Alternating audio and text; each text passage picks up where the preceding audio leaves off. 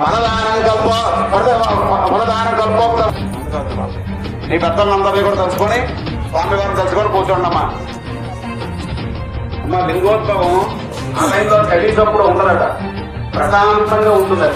అప్పుడు ఎందుకు మనసు ప్రశాంతంగా ఉంటుంది కాబట్టి బాగా కావాలి అంటే ప్రశాంతంగా కావాలి, ఒళ్ళు కూడా ఉండకూడదు.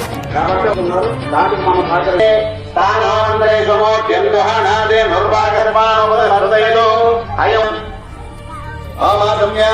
ఏకవాయ స్వాహ, ఓం నారాయణాయ స్వాహ, ఓం ఆత్మయాయ స్వాహ, నారాయణాయ స్వాహ.